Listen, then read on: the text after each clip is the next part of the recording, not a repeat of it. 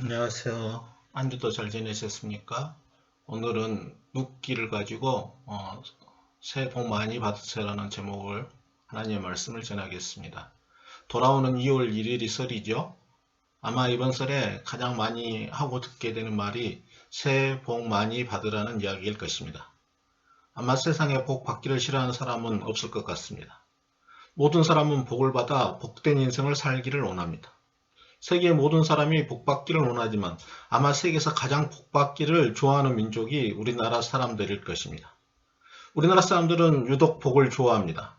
복이 들어가는 말이 되게 많죠. 복주머니, 복조리, 복저금통, 수저에도, 베개에도 복이 들어가는 의미로 복자를 새겨 놓는 경우가 있습니다.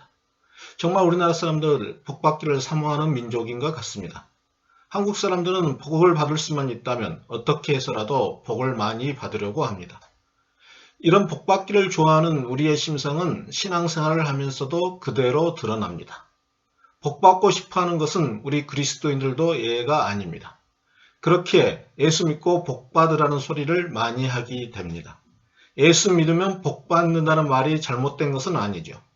하지만 잘못되면 기복주의 신앙으로 가게 됩니다. 기복주의가 무엇입니까? 하나님을 사랑하는 것이 아니라 하나님이 주실 복을 사랑하는 것을 의미합니다. 예를 들어 여러분의 부모님이 계십니다. 그런데 금상첨화로 재산을 많이 가지고 계십니다. 여러분들 다들 부모님에게 50억 정도는 상속 받으실 수 있으시죠? 50억 정도 상속받지 않으면 그건 상속이 아니라 세뱃돈이죠. 여러분이 부모님 자체를 사랑하는 것이 아니라 부모님께 나중에 상속을 많이 받기에 지금 부모님을 사랑한다면 이것이 기복주의입니다. 이것은 부모님을 사랑하는 것이 아니죠.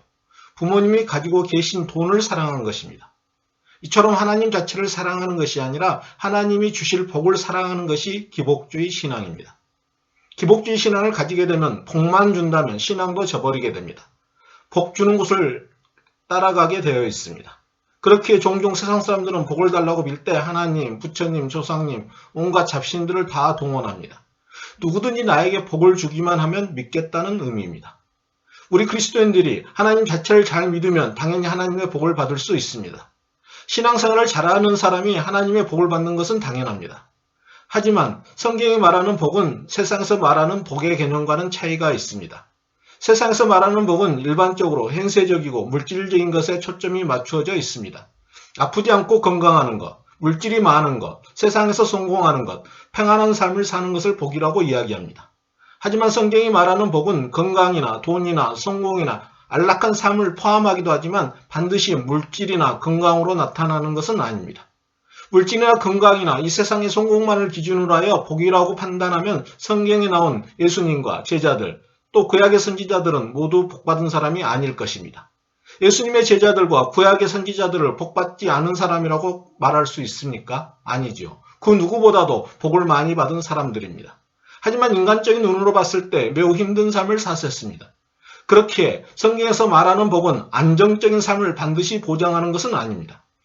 그렇지만 하나님은 우리의 모든 필요를 알고 계십니다.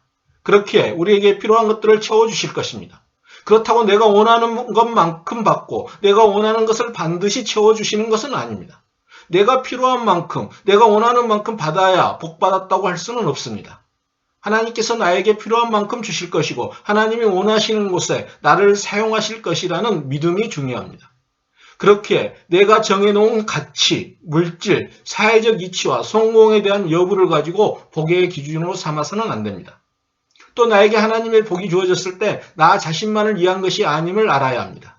하나님이 주신 복에는 반드시 책임이 따릅니다.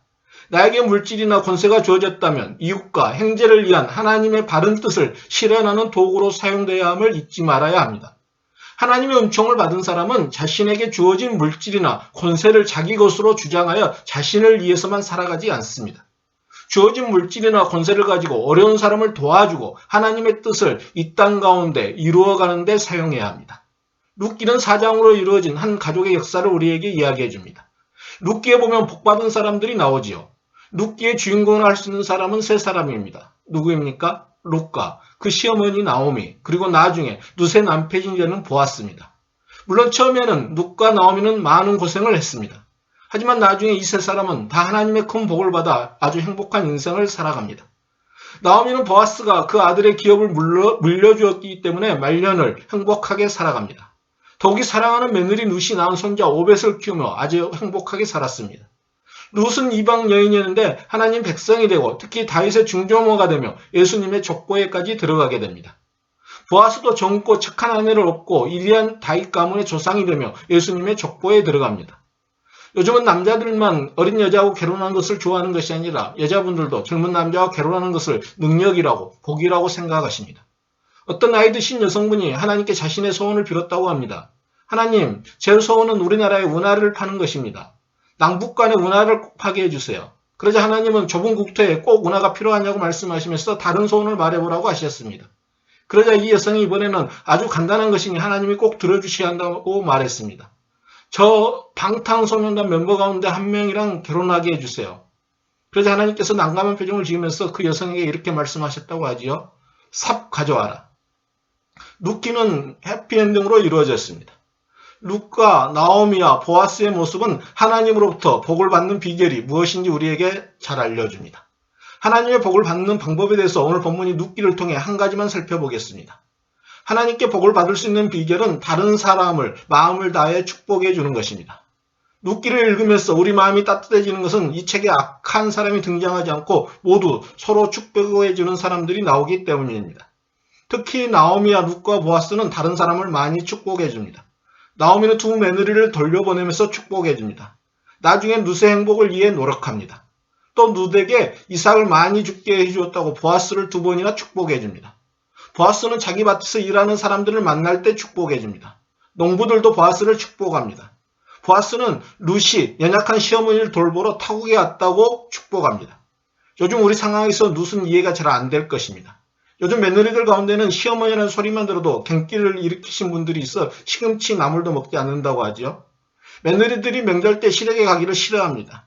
명절 때 며느리들이 시댁에 가서 가장 듣기 싫은 말이 벌써 가니 더 있다 가라는 시어머니 말씀이라고 하지요.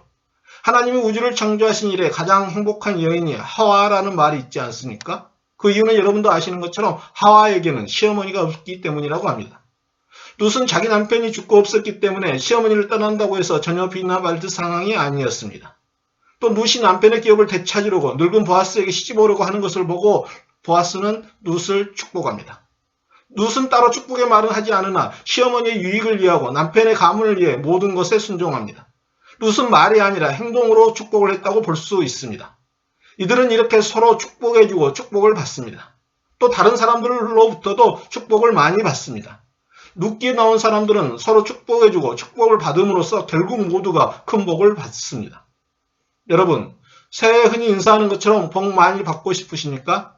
그러면 다른 사람을 많이 축복해 주십시오. 빈말로 축복하지 말고 진심으로 다른 사람이 잘 되기를 바라십시오. 이번 설에 새해 복 많이 받으라는 이야기도 그저 행식으로만 하지 마시고 마음을 담아 하나님께 기도하는 마음으로 하십시오.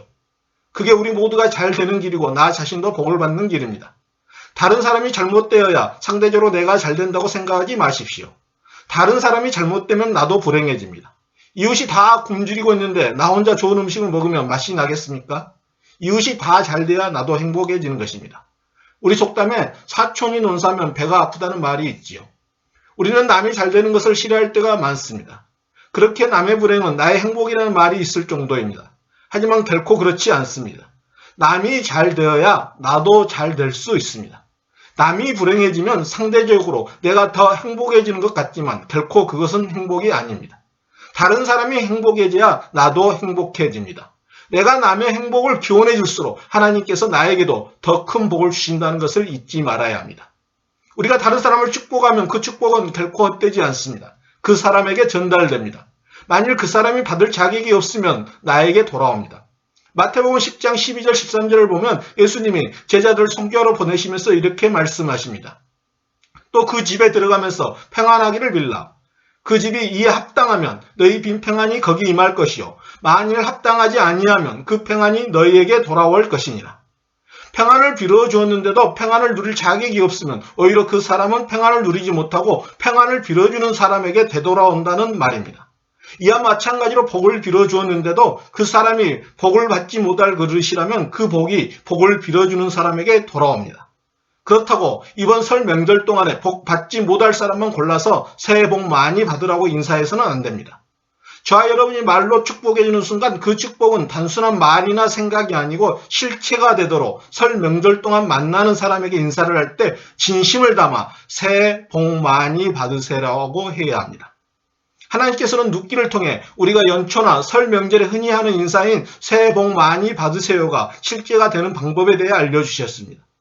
새해 복 많이 받으세요가 현실에서 이루어지기 위해서는 서로 마음을 담아 복 받기를 말로만 하는 것이 아니라 진심으로 이루어지길 바라면서 인사해야 합니다.